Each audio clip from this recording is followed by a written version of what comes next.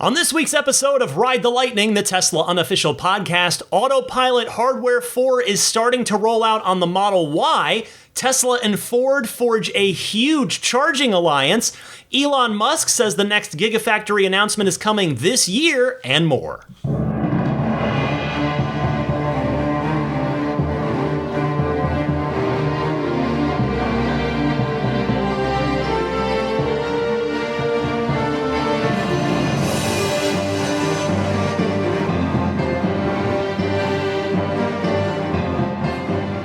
Greetings, friends. Ryan McCaffrey here with you for episode 408 of Ride the Lightning, the Tesla unofficial podcast for May 28th, 2023.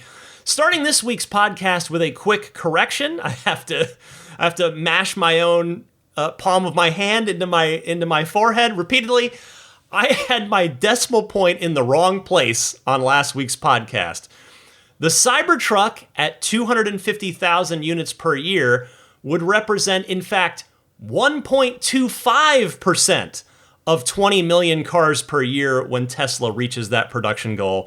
My decimal point was very much in the wrong place on that. See, this is why I was a journalism major in college and not a math major. Thank you to listener Matt for correcting me on that one. Hey, speaking of math, as eagle-eyed Tesla tipster Sawyer Merritt noted this week, Tesla has begun discounting inventory Model 3s, and only Model 3s. As Sawyer put it on Twitter, quote, Tesla is offering up to $1,350 discounts off of new Model 3 inventory in the US. No discounts for Model Y, S, or X. Well, I wonder why Tesla would discount Model 3s, but none of the other Teslas. Why would that possibly be? You, of course, know the answer as I lay the sarcasm on thick there. Project Highland is incoming, seemingly. I mean, this to me is a telltale sign that change is imminent. We've seen Tesla do this before, in fact. Now, we're counting down the days at this point, because here I'm recording on May 26th. The show's coming out on May 28th. And now it's just a matter of probably days until the official reveal of the revamped Model 3. Is it going to be the end of June? The middle of June? And this is, in fact, all, of course, going on the hypothesis that the return of the dual-motor long range is a Highland car. I believe it is. I believe I will be proven right on that. But we'll see, of course. And again, in a matter of 30 days or less. I would bet it's going to be closer to the end of the month, which is conveniently right at the end of the quarter, so that Tesla will be able to sneak this into its next quarterly shareholder letter. I'll tell you, I absolutely cannot wait to get a proper, full look at this car, not just the outside that we got teased of with a leaked image of an unfinished car under a car cover, but also the inside. Now, on that note, a drone spy video showed a Tesla employee getting out of one, and we can pretty well tell that it's got not pretty well. We definitely can tell that it has a new steering wheel, and we can pretty well see that it seems to have no stalks coming off of that steering wheel. And if you remember back to last fall when the rumor about the Model 3 and Y getting a new steering wheel first appeared, well, as you may remember, I thought that it might happen on the model year changeover, which happened, of course, in November. It was when the 2023 cars started getting built. That obviously didn't happen, but looking back on it now with the benefit of 2020 hindsight, it would appear that that rumor of a new wheel was true, and it was for Project Highland. Now, all that said, let's turn our attention back for a second to these discounted Model 3s. If you can find yourself a base Model 3 and you qualify for the federal tax incentive, you can get that car down to $39,030 out the door, and well, aside from tax and registration. And then your $3,750 federal tax credit means, again, aside from tax and registration, which varies state by state, your bottom line is $35,280. that is a great deal. That is a really, really impressive for what you get, where we are here in 2023. Of course, we're waiting for the Generation 3 cars, which will probably make us look back on that number and laugh. Oh, remember when $35,000 was a killer deal for a Tesla? Well, for now, until the Gen 3 cars arrive, $35,280. Very, very impressive. Speaking of Project Highland, if indeed the imminent Model 3 long-range dual motors return is going to be in the form of Project Highland, we now know its final EPA range rating. I guess we know its final range rating regardless of whether or not it's Highland. But anyway, just go with me on that. It's a little more dramatic, a little more fun.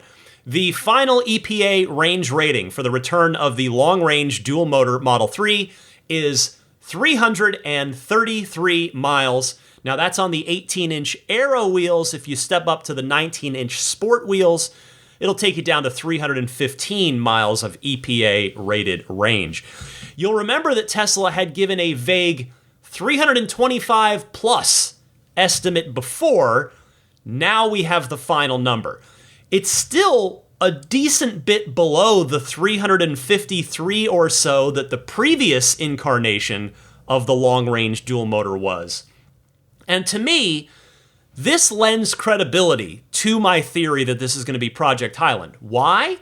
Because of that range differentiation, which can be explained by that the Highland car is going to use 4680 battery cells and a structural battery pack, and thus, just by virtue of it being a completely different battery architecture, the total kilowatt-hour number of the battery pack is probably a bit smaller than the previous version of this trim was on the 2170 cells, thus accounting for that 20-mile range difference. So again, it's almost June as you're hearing this, so we will find out for sure within the next 4 weeks. More numbers! This week's Patreon poll comes via a suggestion from listener John, who wrote to me and said, a friend has a new 2023 Model Y standard range with the 4680 batteries. It was made in Texas. Interestingly, his efficiency is way better than our 2022 long-range Model Y. Our 13,000-mile average is 269 watt-hours per mile. Our friend's usage over 1,100 miles is 226 watt-hours per mile. This is an amazing efficiency improvement. So John was curious about how other people are doing, so I decided to poll all of you out there who own a Model Y and were kind enough to respond to the poll, and I grouped it by what made the most sense to me. Maybe it wasn't the best way to do it. This is what occurred to me, was to group it by wheel size, since that has the biggest direct effect on efficiency if the car, in this case the Model Y, is otherwise the same. The fact is, there just aren't enough of the Texas-built standard range Model Ys out there yet for me to have gotten a good sample size on those Model Ys with the 4680s versus the other cars with the 2170s. Plus, the other inconsistent factor there would be the fact that the standard range has a smaller battery pack. It weighs less. By virtue, less range is of course, resulting from having a smaller kilowatt-hour battery pack, just a smaller pack. So that would have also been a thing. But in any case, I thought it would be interesting to take John's suggestion and riff on it a little bit. So just 50 votes total this week, which is a quarter of the votes that I usually get on these polls, which tells me that probably a lot of you out there have Model 3s, because I did politely ask that only Model Y owners participate in this week's poll. So if maybe I'll do a Model 3 version of this next week, maybe the moment's passed and no one's interested in it anymore. But in any case, for this poll, with the folks that were kind enough to respond, grouping it by wheel size, the most popular response was on the 19-inch wheels for your Model Y, you are getting between 250 and 300 watt-hours per mile. 46% of you, nearly half, responding that way, with 16% saying you get that same 250 to 300 watt hours per mile of efficiency on the 20-inch induction wheels. 6% of you on, say, you're in that 250 to 300 range on the 21s, the performance Model Y, moving to above 300 watt hours per mile. My fellow Leadfoots, shout out, represent, I'm with you guys. The 10% of you said you're above 300 watt hours per mile on the 19s. 2% of you said you're above 300 watt hours per mile on the 20s. And interestingly, 12% of you said you're above 300 watt hours per mile on the 21s, which is really interesting that you would think the 19s would be the least, but it says that a lot more of you probably have 19s, and there's just a lot more variance in how you drive, right? How different folks drive. So of course the 21s, the performance Y, makes sense that's going to get some over 300 watt hours per mile for some people. And then the real hypermilers out there, nobody got 200 to 250 watt hours per mile on the 21s, on the performance Model Y. I guess it's basically impossible, which it's also basically impossible on the Model 3 performance as well with the 20s. 2% of you get between 200 and 250 watt hours per mile on 20s, so salute to all of you, and 6% of you in that category on the 19s. So just a fun little exercise there, fun little sample for Model Y efficiency this past week. A friendly reminder, by the way, you can vote. You don't have to be backing me on Patreon. You can vote every week in the Patreon poll. It's open to the public. I generally put those up on Tuesday nights on my Patreon page, which you can find at patreon.com/Tesla Podcast. Speaking of my Patreon, that is, of course, the way you can voluntarily choose to support me, to back me on my efforts here week in and week out on Ride the Lightning.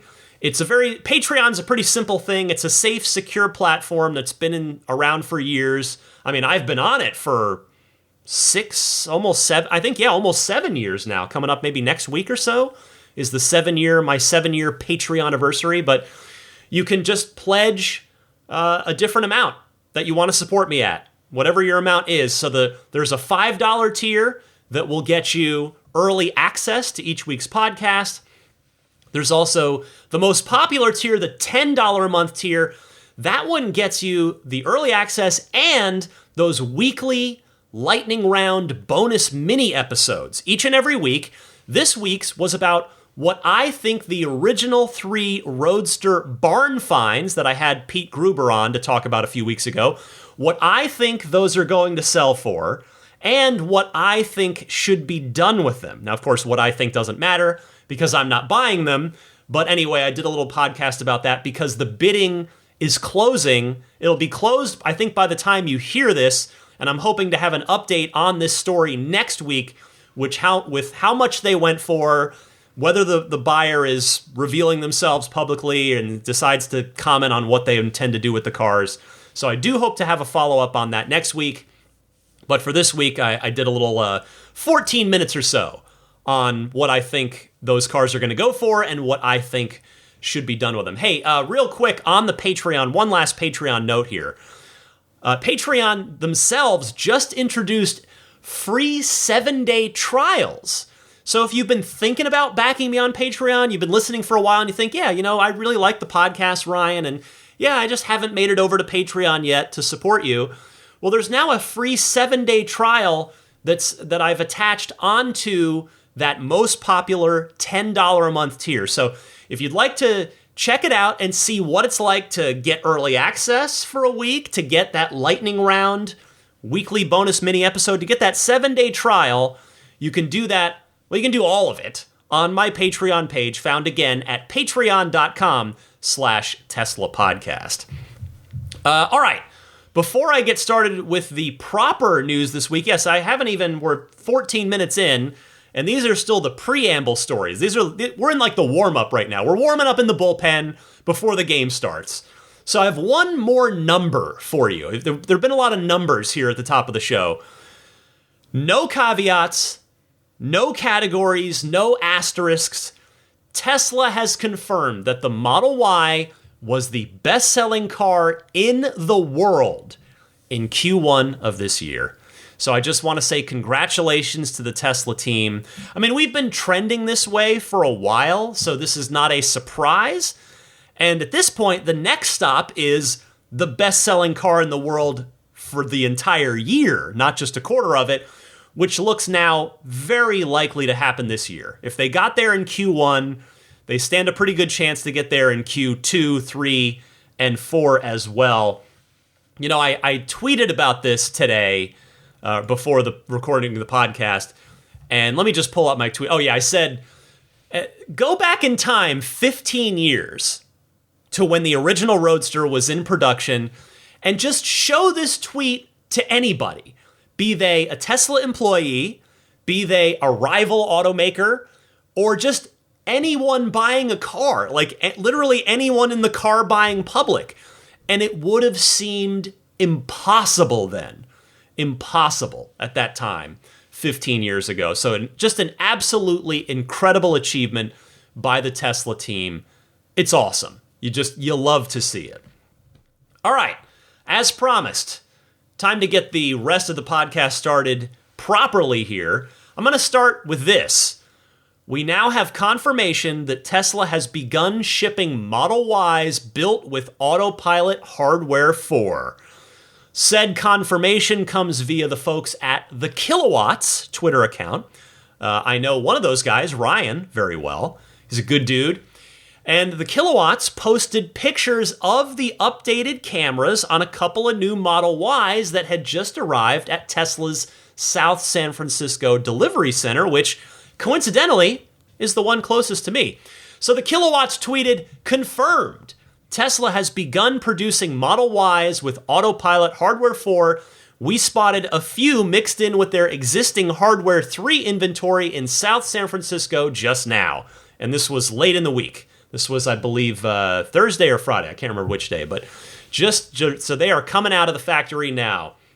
So the question was not, of course, if, but when the Model 3 and the Model Y were going to get Hardware 4 in the wake of the X and S getting it first a couple of months ago. Obviously, it's going to be a trickle at first because the odds are good that Tesla might still be putting Hardware 3 in some Model Ys until the stock of the Hardware 3 hardware is exhausted at the Fremont factory. And also, I don't know how this goes on the production line, since, remember, radar has to go into the Hardware 4 cars and not just a different board, different full self-driving computer and different cameras. So maybe it goes by batches, which I think we generally know are done by paint color. They'll do batches of cars. Maybe it goes by shifts. There are 3 shifts going in 24/7 at Fremont. Or I may be overthinking this, and perhaps it is true that every single Model Y, at least out of Fremont, is getting Hardware 4 now because maybe the stock of Hardware 3 is in fact already exhausted. Regardless, though, I guess my point here is that if you have a Model Y on order right now and it's being built in Fremont, because we still don't know what the status with Hardware 4 is on the Giga Texas cars, you have a good chance of getting Hardware 4 on your car that you've ordered. But at this moment in time, it's not a guarantee. If you order now, you've got a higher chance of getting Hardware 4 because your car probably will take 2 to 4 weeks, most likely, to get you a car. If you wait a month or two to order, your odds will be getting up closer and closer to 100% that you're going to get Hardware 4. So naturally now, this leaves the Model 3. And I'm sure folks like my friends at the Kilowatts will be keeping a very close eye on the Model 3s that are coming out of Fremont, especially now that we know the Model Ys have Hardware 4 starting to roll out in them as well. I mean, you can take it to the bank that the Project Highland revamped Model 3s, which again, if I'm correct, will be coming next month, that those cars, the Highland cars, are going to have Hardware 4 in them. Which makes sense, right? If the Y is getting it now, here at the end of May, then the Model 3 likely wouldn't be too far behind. Also, if you're still thinking, as I have, about the extra cameras piece of this that I talked about back when our white hat hacker friend Green the Only had first dissected the full self-driving computer board itself a couple months ago, I should start by saying that, number one, the kilowatts did confirm that these Hardware 4 Model Ys do not have any additional cameras. So that's number one. And number two, I read this a few weeks ago on the Tesla Motors Reddit from a commenter, and I meant to talk about it on the podcast, but I just kept forgetting about it. I wish I could remember the thread to go back to it and give credit to the person that theorized this, so forgive me for that. But anyway, this person on the Tesla Motors Reddit said something that to me sounds more and more correct, or likely to be correct as time goes by. And that is that the extra cameras that Green the Only found ports for on the Hardware 4 board that he dissected are probably for the Tesla Semi, with the Cybertruck also in there, because the Cybertruck, we do know, does have a bumper-mounted camera. So the S, the 3, the X, the Y, the sexy lineup have cameras in the same places they had before, albeit only 2 in the upper windshield spot, since the new cameras are 5 times higher of a resolution than the old ones, and they just literally don't need 3 up there anymore to get the coverage that they need. 2 cameras, two 5X, 5 megapixel cameras will get it done. The Cybertruck has that 1 extra on the front bumper, and the Semi, which I have seen up close, I've seen it, the prototype that's at the Peterson Museum, up close. The Semi has 2, 4, and I think other people have photographed the actual in-production Semis as well, so I'm not, I think, sharing old information here. It is still relevant, still valid. The Tesla Semi has the 2 forward-facing extra cameras on either side of it. I believe they're built into the mirror housings, if memory serves me correctly. So that would seem to clear up the mystery of the extra cameras that were found, to have connection ports on the Hardware 4 computer board. Sad that it seems like the passenger cars will not be getting all of these extra cameras, but I certainly trust that Tesla, the engineering team, the Autopilot team, knows what they're doing. Next up this week, Tesla CEO Elon Musk hosted a Twitter Spaces, not a surprise, he owns Twitter. If you're not familiar, Twitter Spaces is basically a live audio chat room that lives on Twitter. And Elon hosted that Twitter Spaces with his guest, Ford CEO Jim Farley, which just in and of itself is pretty cool that these 2 major automotive CEOs jumped on, no PR people. It's just these 2 guys talking. I mean, they are competitors after all, so this is not a frequent occurrence. I mean, I'm sure they talk privately more than we know, right? But it's still rare for this to be for them to, publicly come out and appear together and speak together. But that happened this week, and forget all that. The announcement that they made, that's what's important here. Take a listen to the announcement that Tesla and Ford made together this week. Working with Elon and his team, I'm really excited for our industry and for the Ford customers. We're announcing that in early 2024, all of Ford's existing customers and future customers would have access to 12,000 Tesla superchargers, high-speed superchargers across the U.S. We're really excited about that. We're ramping production, and we think this is a huge move for our industry and for all electric customers. And then about a year later, we're going to be equipping our Fords when we go to our second generation electric vehicles with the NACS interface. So it's really, Elon, I want to thank you and your team. It's been great working with you so far, and I'm really excited about what this means for customers.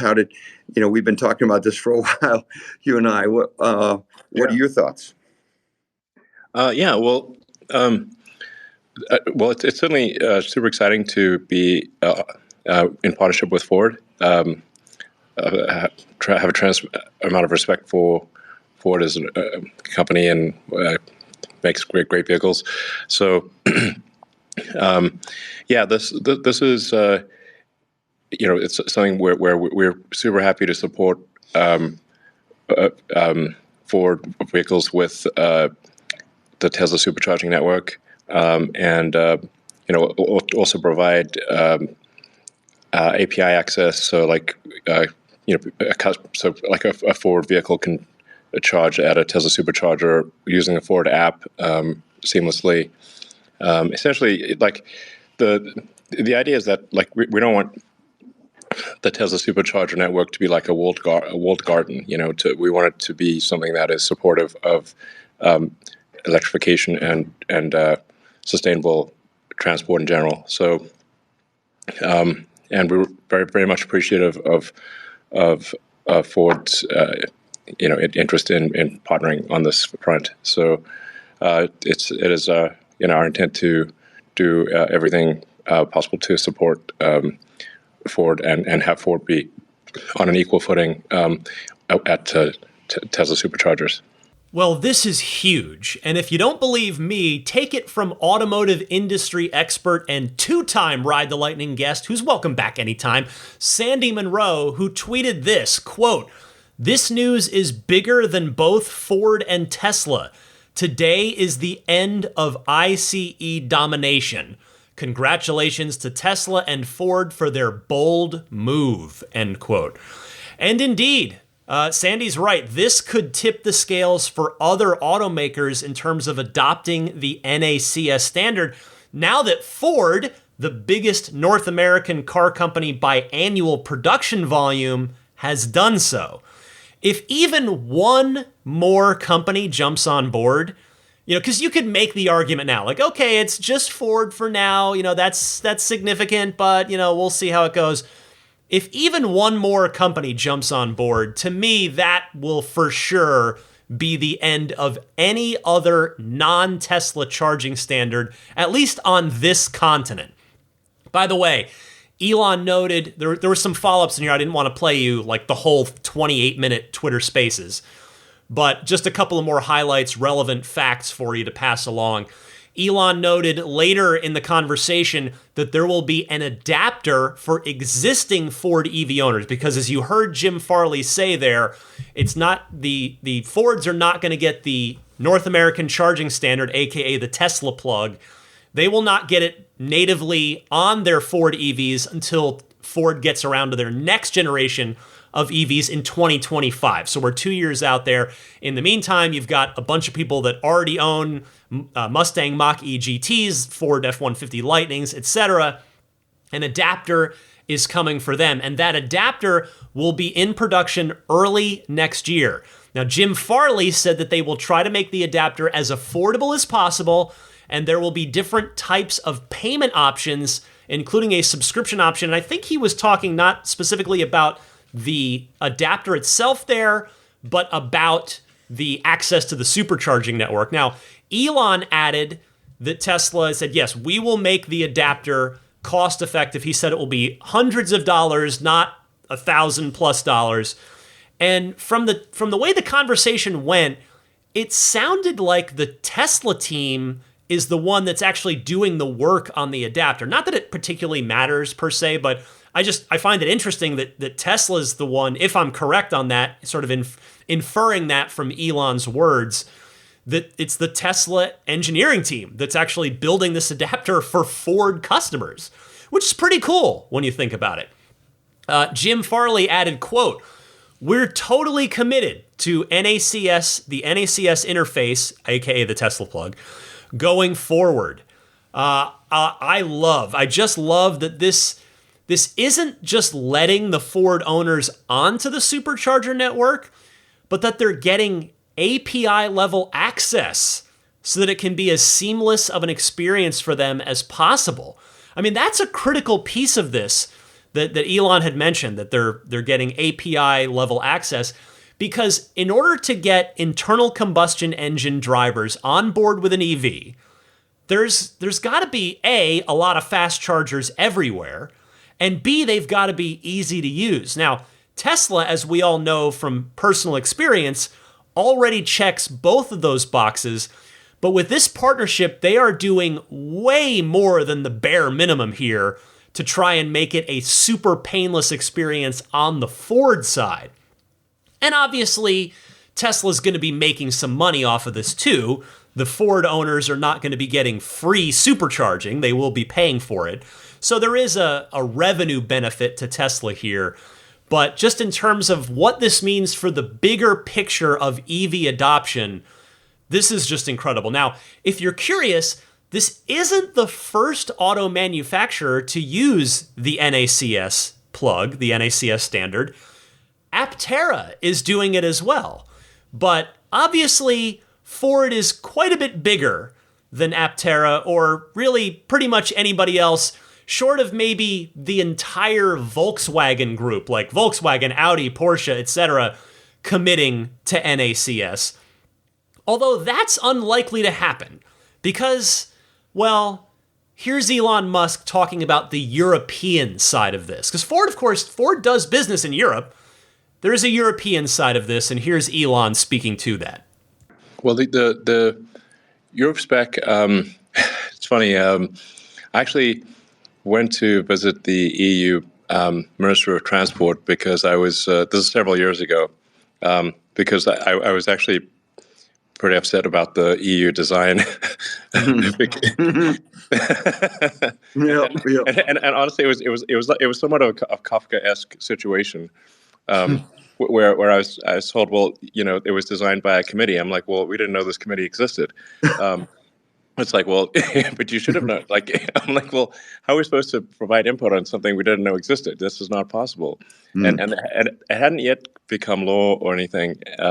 So I was like, well, how about if there's alternatives? Like you can have two, or and but unfortunately, the EU connector is very much a designed by committee situation, but we're somewhat stuck with it. In fact, we're not even allowed to have private networks in the EU that have the North American connector. So, but I think it is the team's done a good job, and it's a pretty great connector. So, and if we working with Ford and perhaps others can make it the North American standard, I think the consumers will be all the better for it.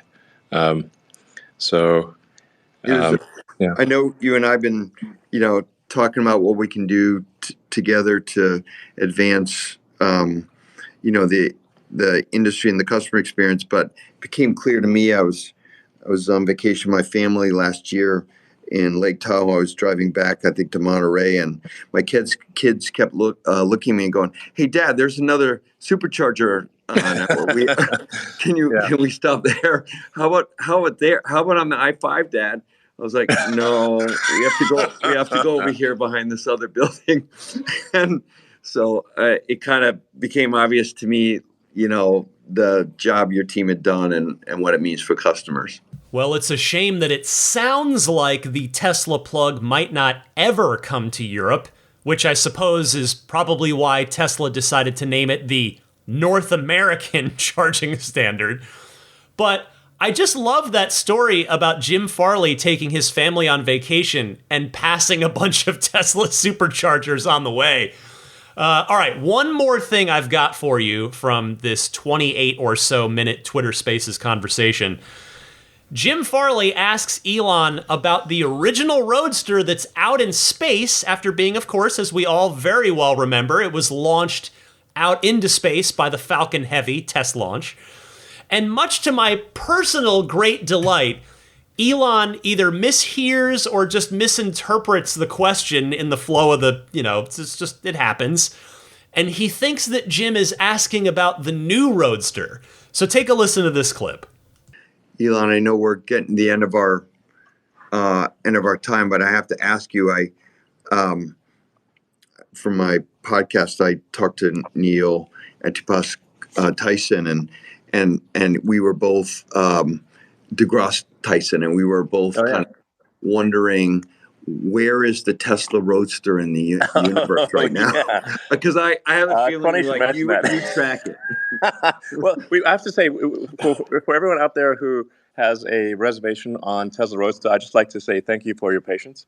Because we are certainly testing the patience of the new Tesla Roadster customers.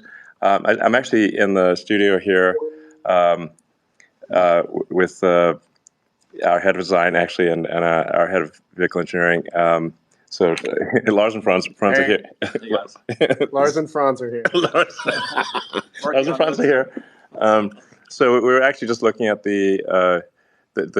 so we're hoping to finish the design of the engineering of the new Roadster this year, and hopefully reach production towards the end of next year. I mean, I do want to emphasize that this is financially sort of a small potatoes situation. It's not going to move the needle in a major way financially. So I've characterized it as it's not even the icing on the cake; it's the cherry on the icing on the cake. But it's still it'll be a really really cool thing, and there's something poetic about. We started off with a Roadster, and we're not going to end with a Roadster, but but it's nice to have it rhyme and come back with a new version. So, and where is the one? Where is the one in space? Like, where? How far out is it? Well, there's actually somebody maintains a website called whereisroadster.com. Oh, really? Yeah. So at any given point, you can see where it is. But we ran the sort of orbital calculations forward about 10 million years, and it did not appear to hit anything for the next 10 million years. So it's never know when something might come out of nowhere, but it'll be there. In theory, it'll be there even after the pyramids have eroded. So it's a long term. The aliens. If the aliens come in the future, they were like, "Hey, what's this thing?" And then we have a tiny Roadster, like a Matchbox car Roadster, on the dashboard of the Roadster. So they'll be like, maybe they'll think they must have worshipped these things. This must be like their religious symbol of something, Well, it's pretty much the same answer that we got at the shareholder meeting last week, except that apparently Elon was doing this Twitter Space conversation from the design studio while reviewing some Roadster stuff with Franz von Holzhausen and Lars Moravi. I am just so thrilled that the Roadster project is being actively worked on again, and that we might actually see this thing on the road in another 18 to 24 months. Whatever it's ultimately going to look like, that is, since we now know that it's not going to look exactly the same as the car that rolled out of the back of that Tesla Semi 5.5 years ago. All right, the next and final news item I have for you this week is another Elon Musk audio clip. He did an interview with the Wall Street Journal as part of their annual CEO Council interview series. And in this clip, he was asked about where the next Gigafactory might be after Giga Mexico. Take a listen to his response. Which is the most exciting country to build a Tesla plant in right now? Well, we did make an announcement that Mexico would be our next location outside the U.S. And picked a site and everything. So there's that, and then we'll probably pick another location towards the end of this year. Is India interesting? Absolutely. Okay. Note that Elon did say outside the U.S. there. Do any of you out there think that the next one might come back here in the U.S., perhaps a dedicated Generation 3 vehicle plant? I'd say it's on the table, but I think it's more likely that the next one stretches Tesla's reach, grows Tesla's empire so that the sun never sets on it to another part of the world. Now, you heard the interviewer mention India there, to which Elon acknowledged that yes, that would be interesting.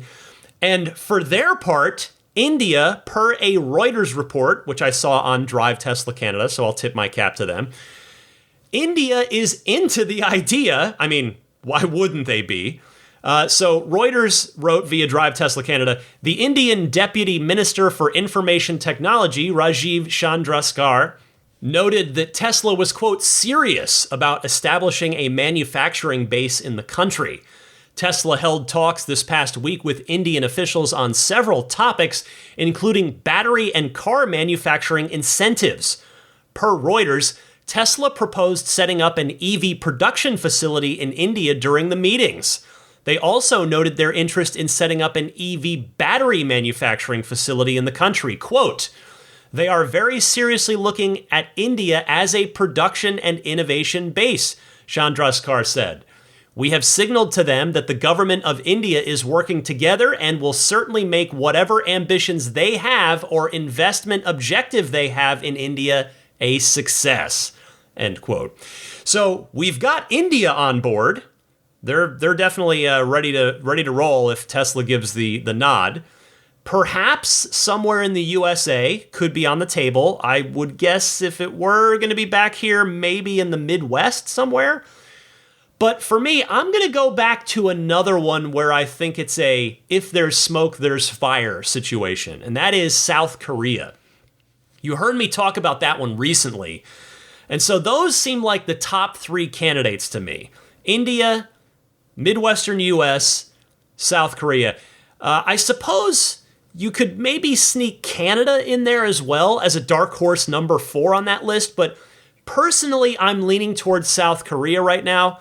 What do you think? I mean, maybe this should be the subject of next week's Patreon poll. We'll see how it goes.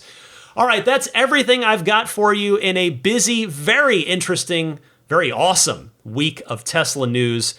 Stick with me, though. Ride the Lightning is not yet done. I've got more podcasts for you. Your phone calls from the Ride the Lightning hotline are all teed up and ready to go right after this.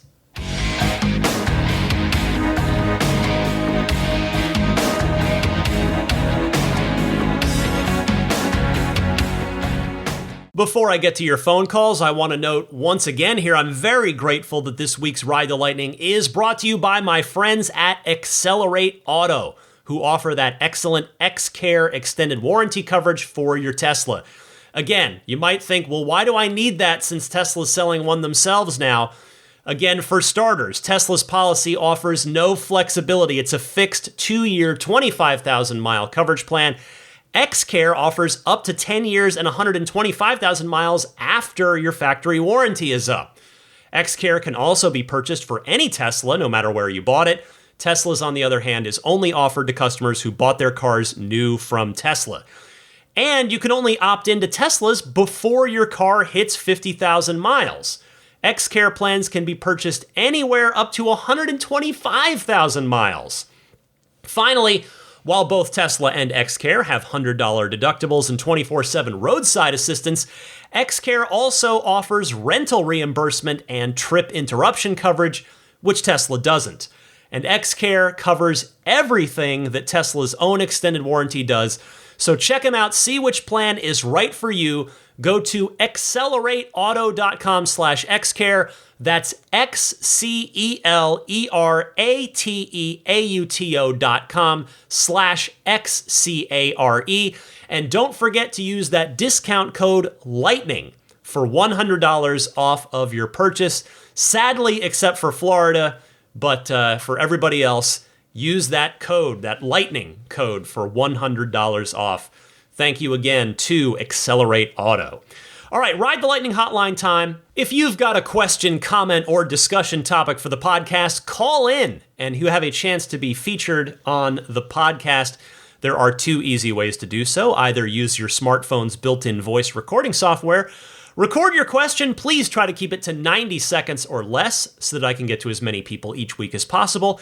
And then email that file to me at my podcast email address, which is teslapodcast@gmail.com. Or you can take that same 90-second or less question and just call in and leave a message on the Ride the Lightning hotline itself. That is a toll-free number that you can dial anytime, and the number is 1-888-989-8752. Again, that's 1-888-989-8752. TSLA. And if you know someone special with an upcoming birthday, anniversary, graduation, or some other special occasion, you can give them a unique gift of recorded voices from friends and family telling them why they're special. The recordings can be podcasted or put onto a keepsake. Visit lifeonrecord.com to learn more. Kicking us off is David from the UK commenting on the cancellations of the right-hand drive Model S and Model X. Go ahead, David. Hello, Ryan and listeners. David here from the UK. Let's chat about Tesla selling left-hand drive cars in right-hand drive markets. It's really quite an oddity.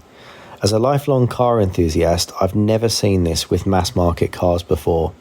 It introduces the obvious daily impracticalities of driving a car with the wheel on the wrong side, visualize drive-through dilemmas and parking ticket struggles.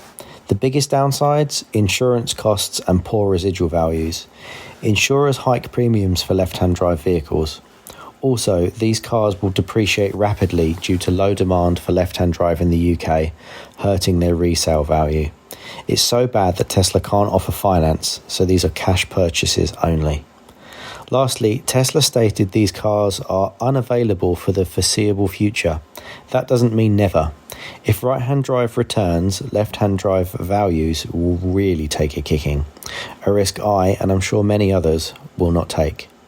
Sure, Tesla will sell some plaids to those willing to overlook all of this, but the everyday, non-plaid models will be an even tougher sell. Cheers. David, thank you for your perspective on this. David and I had exchanged notes on this just for a little context. He was waiting on a Plaid S. I'd also like to shout out Dermot from rural Norfolk in the UK who called in on this topic as well. In fact, every UK resident that I have heard from so far, either privately or in a hotline call, has said that driving a left-hand drive car over there is a really bad idea. I'm not sure Tesla's going to walk this back, at least not anytime soon.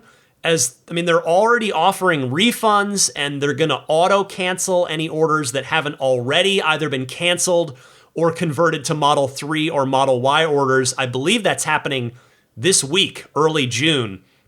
And even if they did tomorrow go, oh, sorry, we messed up, and they reached back out to the folks with canceled orders, some of them might understandably feel too burned to put their order back in.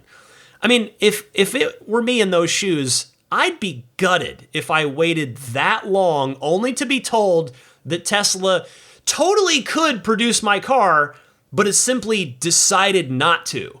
So I'm honestly very sorry for you, David, and for everybody else affected by this. Thank you for calling in. Ian from Melbourne, Australia is next. Go ahead, Ian. Hi, Ryan. This is Ian from Melbourne, Australia.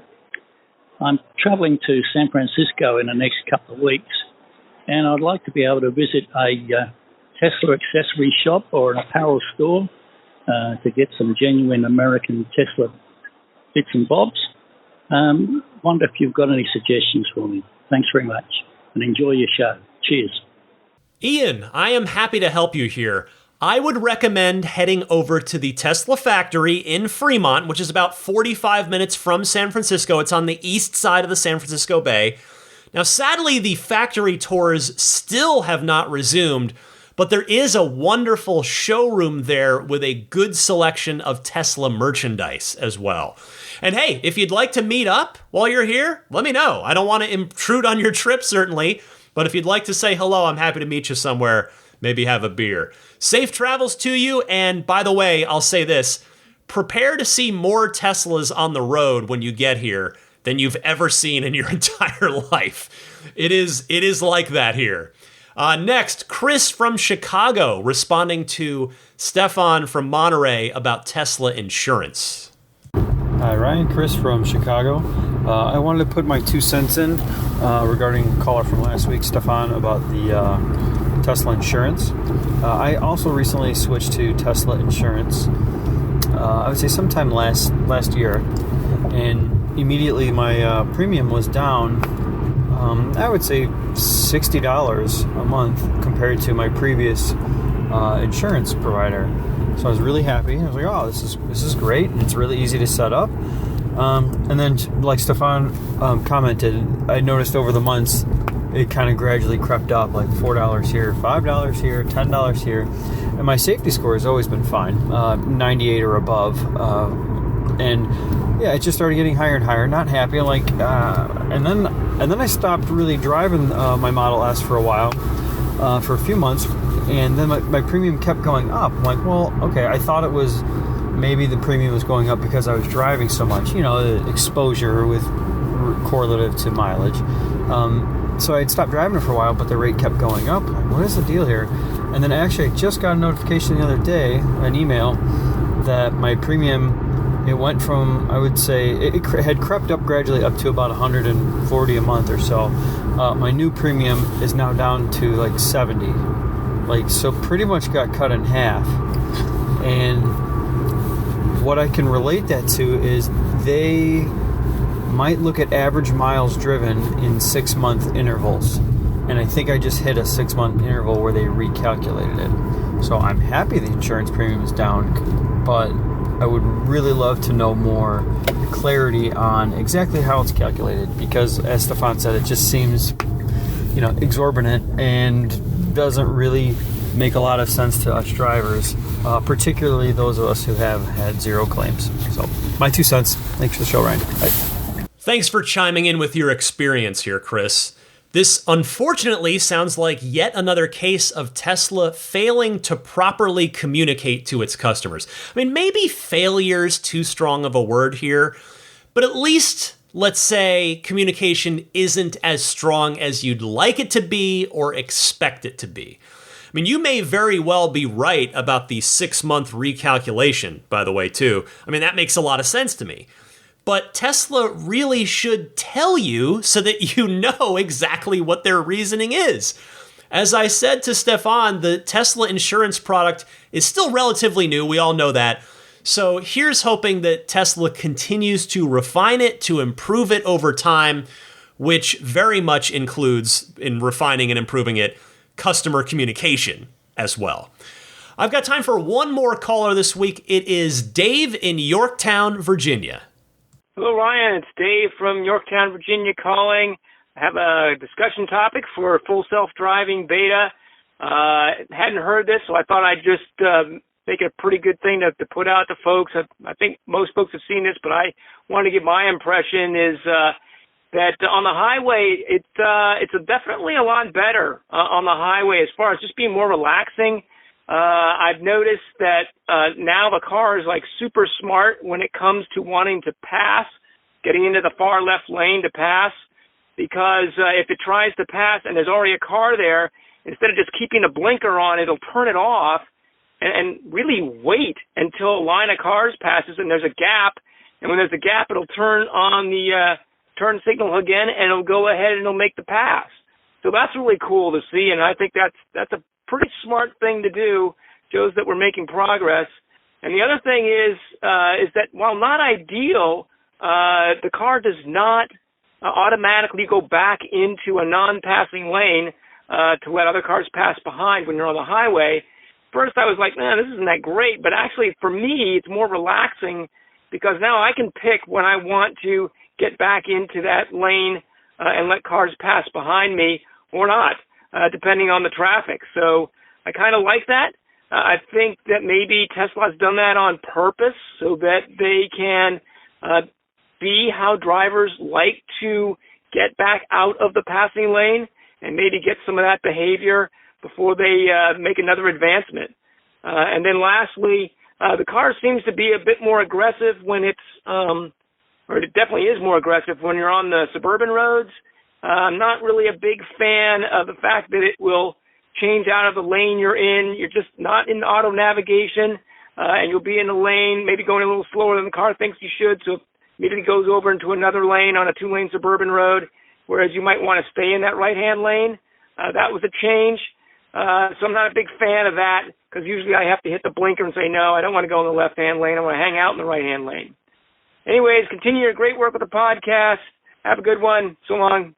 Thank you, Dave. I agree with most of what you've stated there. I'd only respectfully disagree on the passing lane stuff because personally, and again, this is just me, I get a bit stressed when the car stays in the left lane because if somebody that wants to go faster comes up behind me, I don't want to be in their way. I would rather just let them zip by in the left lane and not end up as a supporting actor in their story, whatever may or may not happen. But you might be right that Tesla's pulling user data from when and how often that people manually signal to exit the passing lane while they're on FSD. I hope you're right about that, in fact. But overall, yes, I agree that the lane maneuvering logic, the lane maneuvering like actual action, and then the decision making has gotten a lot better compared to the legacy highway stack. I've really, really been enjoying version 11, by and large. Take care, Dave. Thanks so much for calling in. Thanks to all of you who kindly took the time to call in. If you've called in and I haven't gotten to your call yet, I will do my best to get there next week. I've got more calls in the hopper, ready to go. Keep them coming if there's something that you want to chime in on. I love the hotline portion of the podcast because I really do enjoy hearing from all of you. So we'll do some more of that on next week's episode. But for now, Ride the Lightning is not yet done for this week. There's a little bit more to go, so stay tuned. I will be right back. Hi, this is Franz von Holzhausen, and you're listening to Ride the Lightning with Ryan McCaffrey, the Tesla unofficial podcast. Well, as for me, I am firming up my plans to attend the Tesla Takeover in San Luis Obispo coming up in the last weekend of July. I've been very kindly asked to moderate a panel while I'm there, so come say hi if you're going to be there. I hope to see lots of you there. That is just, 2 months away now. It's coming up fast. Hey, here's an entertainment recommendation for you. It is a new video game, and it is called Star Trek Resurgence. It's on PC and consoles, and it is a Star Trek narrative adventure game. So it is just all dialogue for the most, 90%, 95% dialogue, which is just what Star Trek is about, right? It's like diplomacy and making the right decision. The team on it did a good job. They're ex-Telltale people. Oh, as Zelina is trying to get Daisy's attention. But anyway, check that one out. I know there's a lot of big games out right now, but Star Trek Resurgence, pretty cool. Here's a pro tip of the week from Scott in New York. Hey, Ryan. Scott Van Kirk here in New York with a Tesla Model Y 2022 model. I have a pro tip for your listeners. Thanks for the great podcast. Doing a good job. Keep up the good work.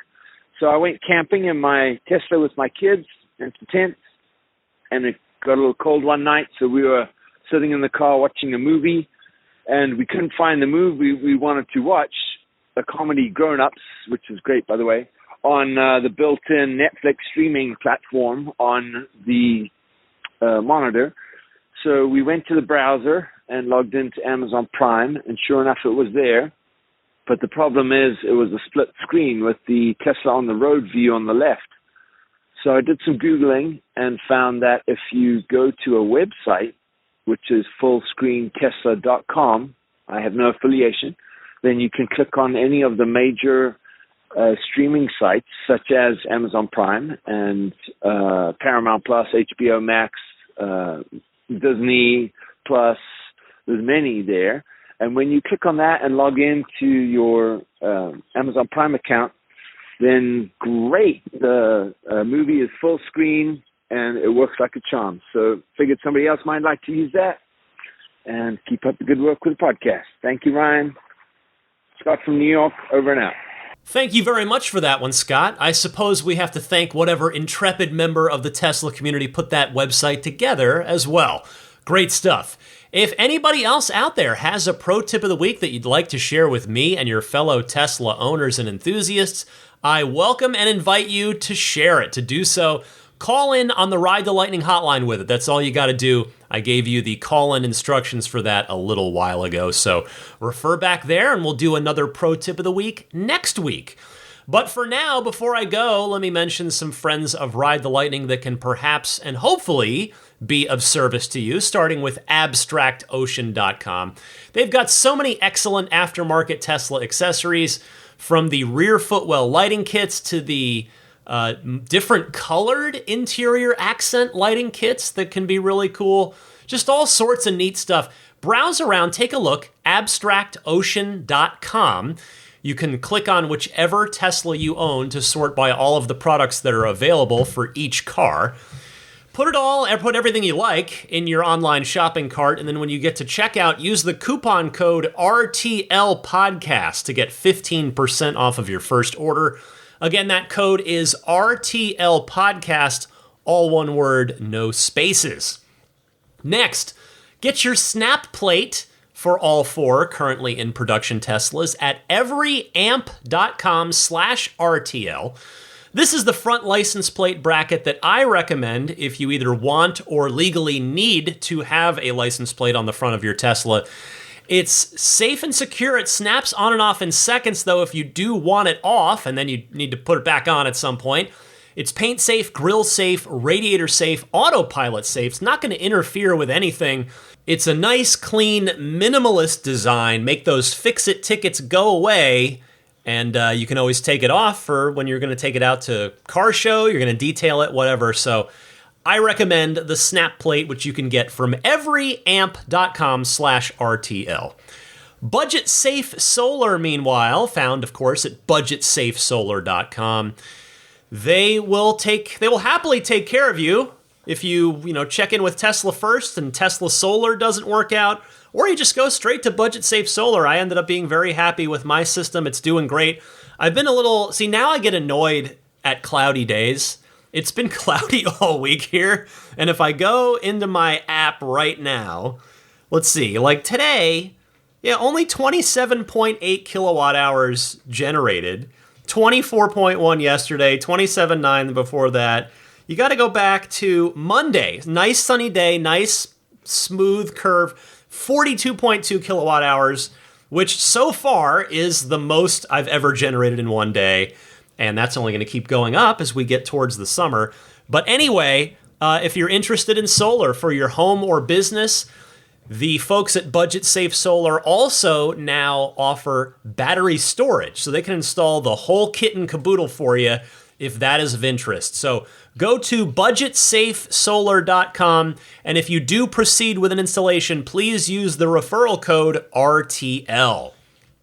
Immaculate Reflections is the place to go if you are in or going to be in the greater San Francisco Bay Area with your Tesla. You want to take it in for a spa day, get it some love from a professional detailer, whether you want to do paint protection film on some or all of the car, ceramic coating so that you don't have to wax the car for the next 3 to 5 years because that's how long it lasts, or you want to do paint correction to get that paint finish as looking as good as it possibly can. Get all those little imperfections out of there that have either accrued over time or just came from the factory that way, or both, really, as well. So irdetailing.com, that's the website to go to. You can reach out to Jeff, the owner of Immaculate Reflections, through there. And when you do so, mention that you're a Ride the Lightning listener, and if you do book in any work, there will be a nice little discount waiting for you.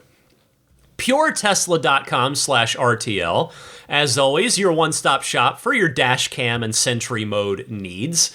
$49 shipped free anywhere in the US will get you a 128 gigabyte micro SD based dash cam and Sentry mode kit, which is what I recommend because micro SD is designed for the long haul. It is designed for the constant reading and writing that the dash cam and Sentry mode do. If you want to step up to 256 gigabytes, that's a $69 item. Again, shipped free anywhere in the US. It comes fully formatted and ready to go straight out of the package and into your car. Works with Mac and PC when you need to take the drive out and grab any videos off it or review the files there on a PC or Mac. And they also sell the wireless game controller kit too, if you do a decent bit of gaming in your car and want a nice, low-profile wireless game controller kit that will easily fit in your glove box or your center console. So get any of that at puretesla.com/RTL. Finally, I spent a good few minutes on this at the top, so I'm not going to linger here. My Patreon page, again, can be found at patreon.com/Tesla Podcast. that is the way that you can voluntarily choose to support the podcast. I hope that at some point I will earn your support. That is, I know it is earned. It is not given. So I humbly appreciate anybody and everybody that cruises on over to patreon.com/Tesla podcast, takes a look, and perhaps decides to put down a pledge. Again, like I mentioned at the top, the 7-day trial is now available. That's a new feature that Patreon has implemented, and I've got that available on that most popular $10 a month tier, so you can sample that for a week and get in on the early access and the lightning round weekly bonus mini episodes, so you can kind of see what it's like, see what the perks are like on Patreon if you decide to back me on there. You can subscribe to or follow this podcast, depending on what each service calls it something else. But that's free. I recommend you do that on whichever podcast service that you prefer to use, whether it's Apple Podcasts, Google Podcasts, Stitcher, TuneIn, Spotify, all of those, subscribe/follow. It's free. It just means that anytime there's a new episode, which of course on this podcast is like clockwork, every Sunday at 9 a.m. Eastern, 6 a.m. Pacific, it will automatically push that new episode out to you. You don't have to remember to go look for it. I am also on YouTube, just in audio-only form. It's a syndication platform for me. There's no video, but if that is how you'd prefer to just go, keep a browser tab open and listen via YouTube, just search Ride the Lightning Tesla on YouTube, and my channel should pop up very easily. You can subscribe right there. If you need a Tesla referral code, because now that the referral program is back and offering legitimate, loot box points that can be redeemed for actual prizes, from Tesla merch to software upgrades for your car, etc., I hope that you'll be able to find somebody else's code, whether it's a friend, a family member, coworker. But if you just need one, please reach out to me, either via email, teslapodcast@gmail.com, via Twitter or Instagram. My handle is the same on both, DMC_Ryan. However you want to reach out to me, I'm happy to give you mine if you need one, but hopefully you'll be able to find one from another source, but I'm here if you need me.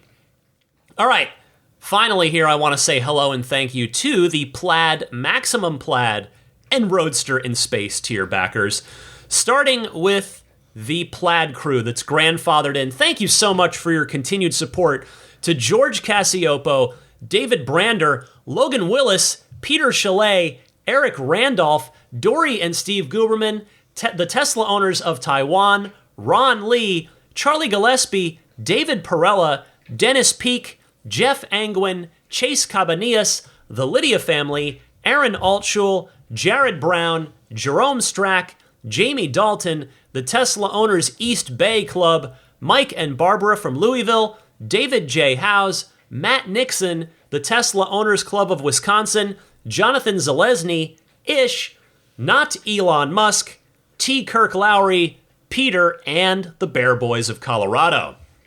Next up, an extra big thank you goes out to the Maximum Plaid backers. I can't remember if this was from leftover from last week or not, but anyway, the newest Maximum Plaid backer, Tom Behan. Tom, thank you so much for jumping in at the Maximum Plaid tier. It is sincerely appreciated.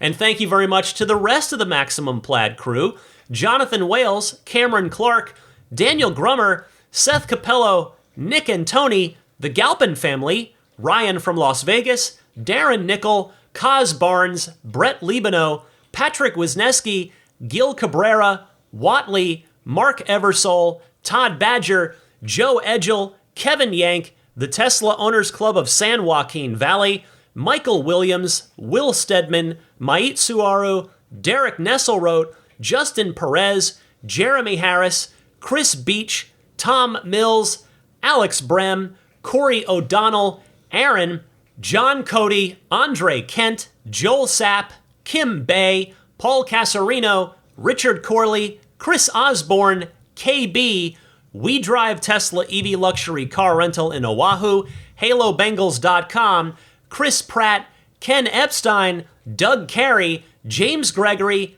Adam Lavoie, ContactOneCallCenter.com, Jason Chalukas, Travis Krenzel, and Bruce Otterstein.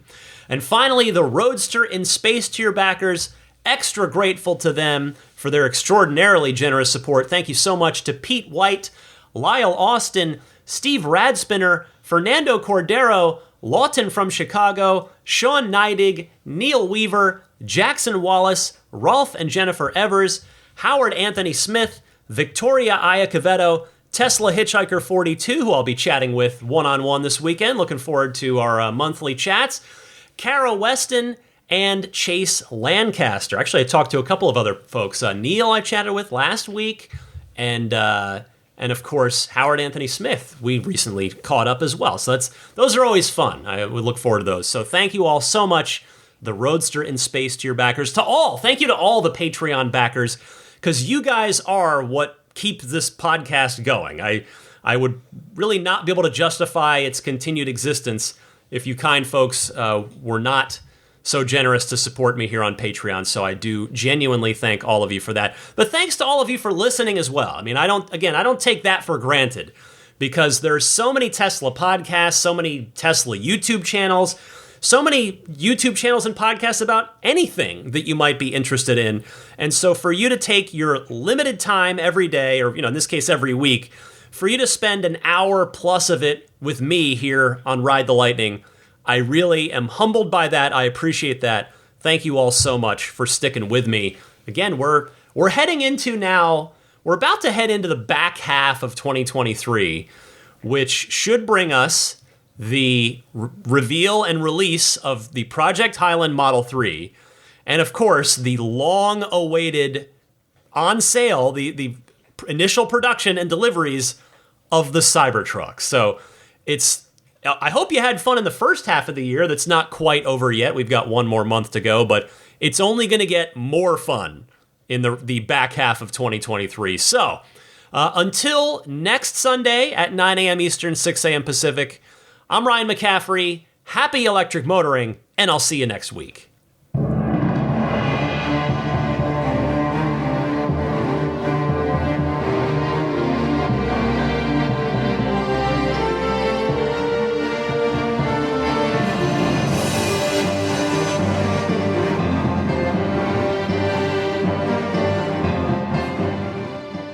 I mean, I think a Tesla is the most fun thing you could possibly buy ever.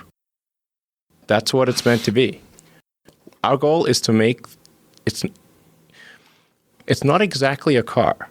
It's actually a thing to maximize enjoyment. It's maximum fun.